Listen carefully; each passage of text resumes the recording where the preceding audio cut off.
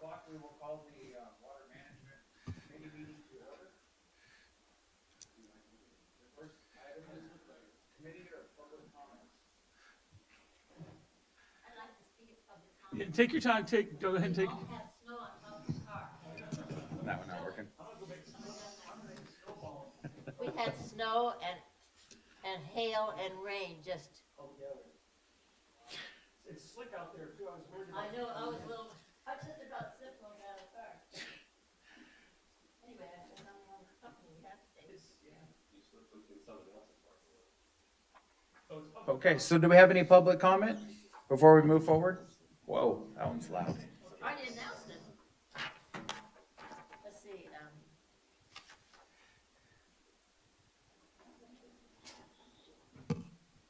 I'll wait till.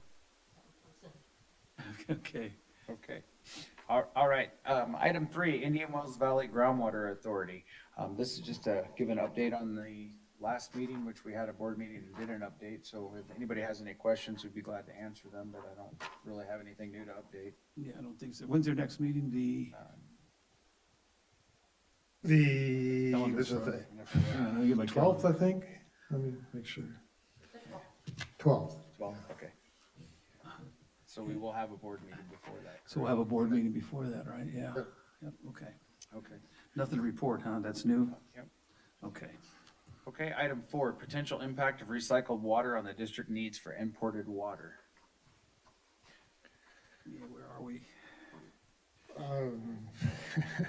That was as a result of the board workshop. We had that strategic Right. plan initial meeting. And so the action coming out of that was to put it on the Water Management Committee agenda. Okay. I don't know. I guess I think what I want to ask is what's come out of the GA with that? I mean, I'm sort of afraid that they had, here's my feeling from what I've heard, is that they came up with some cost per acre foot, and it's like the project is all of a sudden going away because of that. I mean, that's my feeling. What's really going on? Well, at the last meeting, they did present a plan that they were going to submit.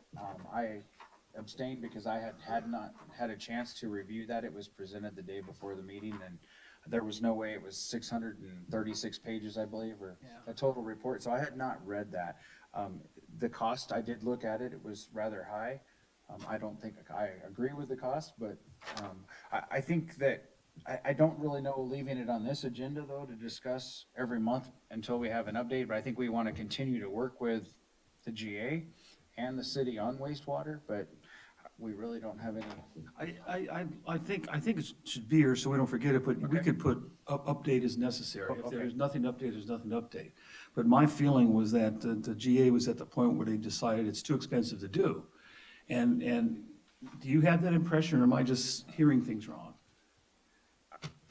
Yeah. Ultimately, I think what they're trying to impress is that it's cheaper for the imported water than using the recycled water, which I do not agree with. I think we can use the recycled water. We need to use the recycled water. We need to do something with it. It's 2,000 acre feet of water Yeah. that can be immediately put to use, that we don't have to import, that we can do something with. That's my thought. Yeah, I wish I could get a good feel for it, because I get the idea that DWR or anybody involved, I mean, so many cities and there's so much impact with recycled water that I can't believe we could say to the people in charge, by the way, we're not gonna do anything with ours, we're just gonna keep spreading it on the ground. And so, I just wanna get a better feel for it, Chuck, and if you can, find out for us. Yeah, Because- and I will, and also I believe that the water district, using Krieger, we should form our own opinion also. Yeah, and not exactly. just go with whatever's there, because if we can use that recycled water, it's a benefit to this community. It saves 2,000 acre feet of water that would need to be imported, and so. And like you think say, if we can use it, we need to. Yeah, and if they decide they don't want to proceed with it, let's get all the information, let's look at it ourselves and move along with it somehow. Because, I know that we came up with somewhere about $2,300 an acre foot or something like that. And that was like 4 or 5 years ago, I believe. But things may have changed. All right, that's all I've got to say about that. Okay? Please. You will, because we're streaming it, so if there is any public comment, please come to the podium. Too bad we don't have a handheld That's okay. mic she could use, she could keep it with her. Pat Ferris. I wanted to talk about this, about if we have any concept of the rainfall and with the release of water from LADWP and recycled water, what could that bring to us and change the status of what we might need or what we can expect? It sounds like the LADWP release is going to be pretty significant, and we need to fight for the recycled water. Thank you. I agree with that. And the only comment I'll make about LADWP, and I would ask at the end of this, if Don could give us an update, is the fact that I wonder if that will credit towards our recharge in our valley somehow. We need to really find out about Yeah, it's an important Hopefully- question. Hopefully, there's a way that we can make it work to where it does increase our recharge. So it would be nice to do. Thank you very much, Pat. Okay, item 5, brackish water study. Okay, an update on the brackish water study, the draft status report, which covers the fourth quarter of 2022, was distributed for review on March 10th to the partners. The report included a summary of the evaluation of full-scale reverse osmosis system costs that were based on recent sampling results from Neal Ranch 1D well, which remember had high TDS and high boron content, and also on previous sampling results from the Corolla engineers study back in 2010. Before concluding the feasibility of a full-scale plant, there's more analysis that's needed to determine the full costs, which include pipelines, other infrastructure, to determine the 30-year net present value with dollars per acre foot costs. The final steps before compiling the draft feasibility study document include efforts to evaluate shallow well impacts of the study area based on existing predicted drawdowns using the DRI model. Preparation of the 2022 annual report is still in progress. And once again, the amended completion date for this study is December 30th of 2023. Any questions? No, I don't have any. Any questions from the public? As long as it's still moving along, which seems like it is. Okay, all right. Item 6, alternate water sources. So an update on that, John Jansen with Collier Geophysical continues his work on the final draft of the report, which includes the interpretation of the 104 miles of seismic data that's been reprocessed. It was agreed that John would include determination of net clay percentages along with net sand percentages that he had already completed for each HG zone, since clays can contain groundwater as well. The net clay calculations have been completed for all the zones and have been shared with Tim Parker. The report will be updated as necessary pending Tim's review. And then building on the work previously performed by Krieger and Stewart in 2021 at the January 24th board workshop, staff was tasked with drafting a plan for exploring potential of the El Paso subbasin to provide a water supply that's not currently being utilized.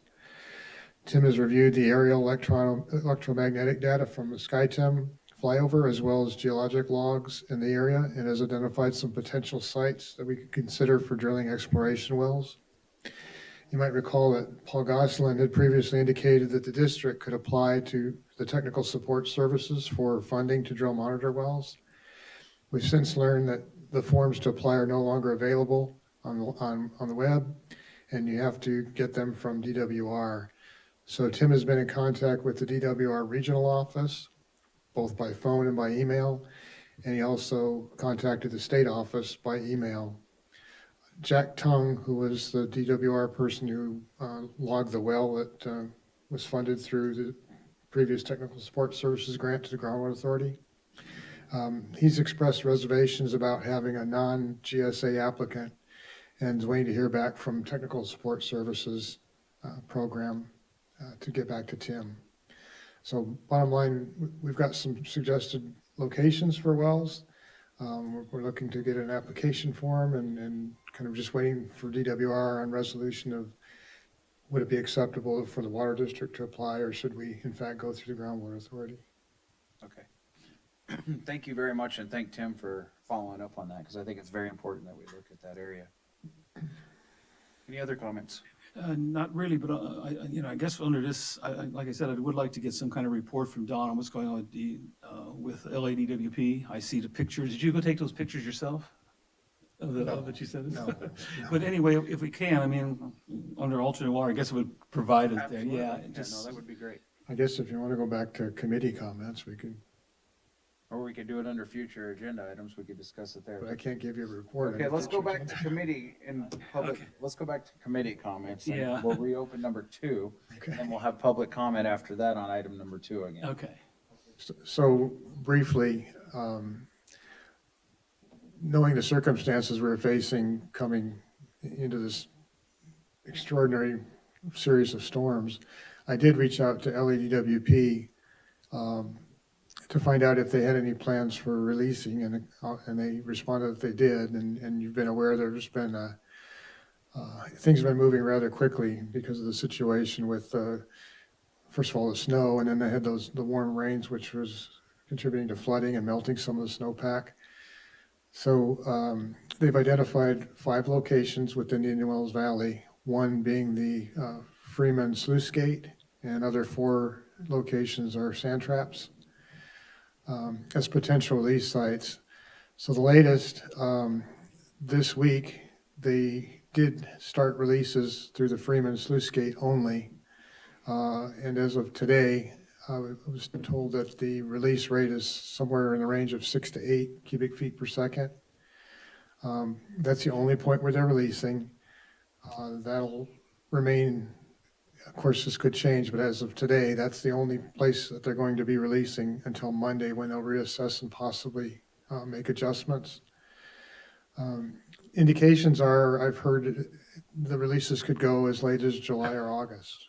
So the potential releases from the sand traps range from obviously 0 to about 10 cubic feet per second.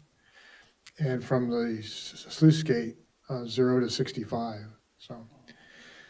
So the potential, if you go through August, I mean, you could be looking at 4,000 or so acre feet being released. We are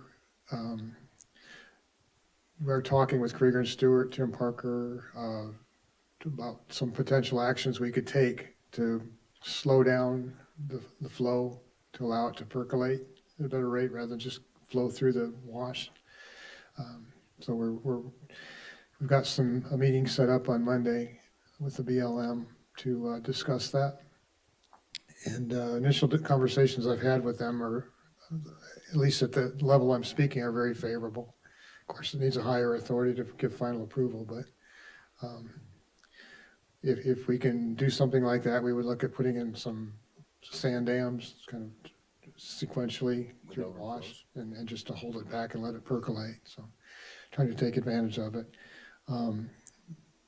DWP will be monitoring the releases. They've got biologists on site making sure that they're not doing anything damaging to the environment, to the wildlife, tortoises and ground squirrels.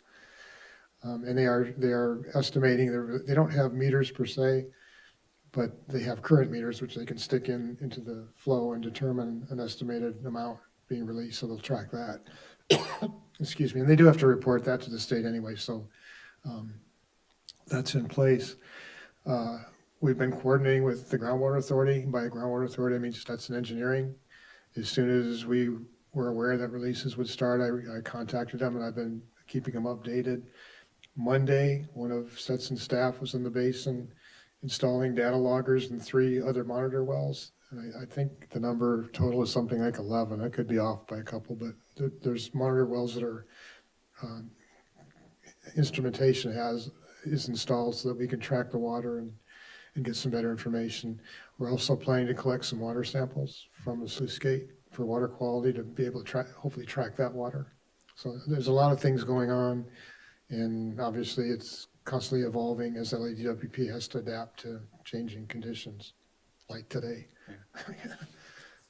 So obviously we've got an increase this year in recharge, and I believe we had a drastic increase coming from Sand Canyon, from Grapevine Canyon, from those streams. First time I've ever seen those streams cross Brown Road. So I think it's really good, and anything the district can do to capture any of that water, to slow down the flow to where we can get it to percolate, I think is a great idea. But if my math is correct, we're saying 5 cubic feet per second release. But relative, that's really a pretty good number because it's around 2 to 2,100 gallons per minute that's being released. So our typical fire hydrant is around 500 gallons per minute. Is that correct, Jason? Up to 800. So they're releasing 2 to 3 times what our fire hydrant will release in 1 minute wide open. So that's a large flow that we're getting into this valley. So I think it's a huge benefit if we can do something with it. So thank you for your work and your efforts on doing that. Didn't, I remember back when we had the rains back in 2017 or 16 somewhere, didn't Mick Gleason arrange to have a bunch of boulders and stuff shoved around for trap? Yes, yes, and you can see it if you go to Google Earth. There's 2 places where they moved some ground around. I do believe they put some large rocks in there as well. It's on the section that goes, the wash itself goes kind of southeast, goes around the base of the El Pasos and turns to the northeast. It's on that section that runs southeast. We're looking at the area that goes to the northeast, that's south of our Southwest well field in particular. To try to catch it. Yeah. Okay, any public comment? No. I'm on now? Yes. This is all good news. Don, is there any way that we might be apprised of a time that of a release so we could take a picture of a release? If that comes available, if you could let us know, we'd be glad to take some pictures. You'd want a picture that we took? No, Oh, well, you want to take? maybe you have pictures, we don't need to, but Yeah, we took, It's ongoing right now, though. They're releasing right now. that's at the, at Freeman, yeah, Freeman. they started releasing on Monday. and it's continuous. Yes. And it's already Wow, that's crossing the amazing. highway. Okay, well, thank you for that. Also, when we're talking about expiration, sometime back, I believe the GA did some exploration of a well over in southwest well fields, southwest area, and they said that they didn't have enough data to tell us what was going to be, what we could expect from that. Could that be followed up on, and why didn't they get the right data, and do they not know how, or do they need help, or what's the I issue? think, wasn't that the well that was gonna be in, remember when they got, well, they finished, DRI yeah, well? the DWR drilled the well. or- That's the well that was drilled from with the technical support Yeah, services. located in the El Pasos, right? Right, I think the comment I recall was that there was a problem with the completion method. I don't recall the specifics, but it didn't yield the type of information that they were hoping to get. But was that because of their lack of knowledge of how to gather the information? I don't think so. Again, I wasn't involved in that well in particular, but Jack Tung, who I mentioned with the regional DWR office, he was the geologist on site. And I believe Jean Moran was there as well from Stetson. And I think she involved Don Decker. And I recall Don Decker making comments in past meetings about the issues that he thought were causing, the issues he had with the well, in his opinion. I don't remember specifically what they were. So I don't know how much they spent and looking for data on that well, but it would seem it could be more productive somehow. I'm wondering They have electric logs and driller's logs from the well, so they have that information. could you request a recap of that well? Yeah, Cost definitely and will ask timing, find out. and I don't see why they wouldn't, Stetson, Johnson would probably have it. Just give a brief recap at the next meeting of what went on with that well, where it is, So and cost. I think that will help them know that everybody's watching, expecting Yeah, them to perform when they do try to gather data to be responsible about it, and thank you so much.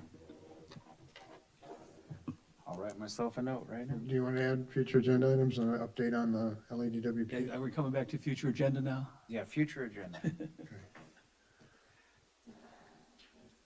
So you want to do, yeah, add update on what's going on? Yeah. Then we can talk about it.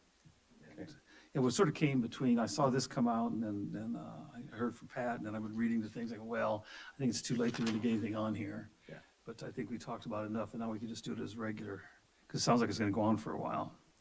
Yeah, I think it will. Yeah. Okay, so any other future agenda items? I Okay, think that's it. okay, it's 2:20 and we will adjourn. Oh, thanks, no. Yeah. Okay, I'll write that.